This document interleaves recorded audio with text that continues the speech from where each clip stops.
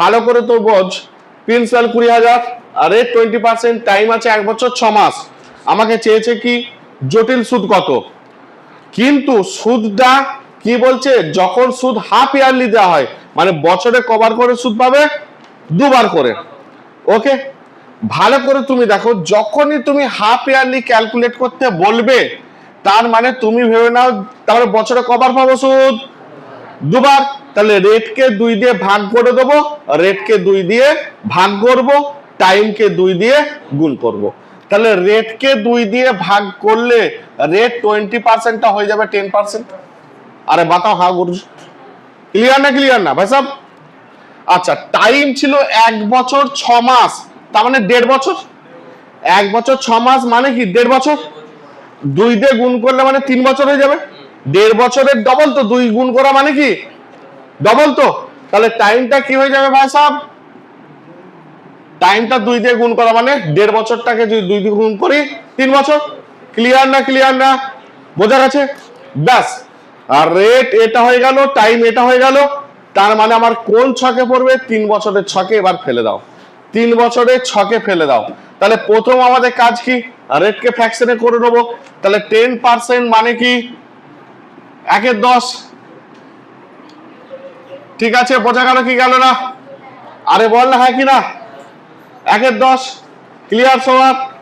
আচ্ছা, তাহলে পি কত লিখবো, 3 বছরের ক্ষেত্রে কি হবে 1000, এটা নিচেরটা কিউব করবে। এবার 3 বছরের ছকে চলে এসো, 3 বছরের ছক এটা।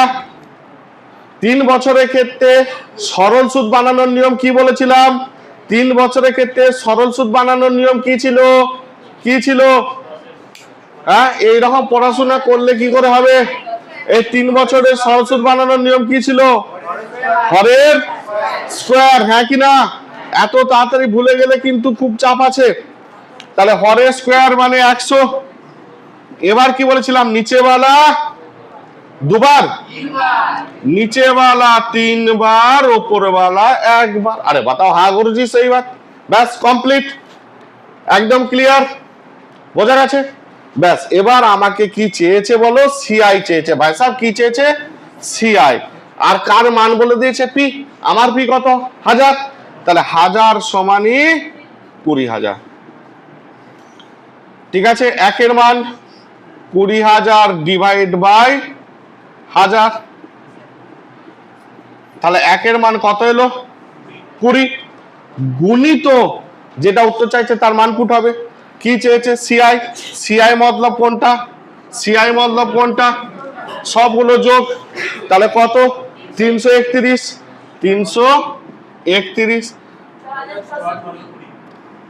6,620 অ্যান্সার। আরে বাতাও হ্যাঁ করবে, সেই বাত।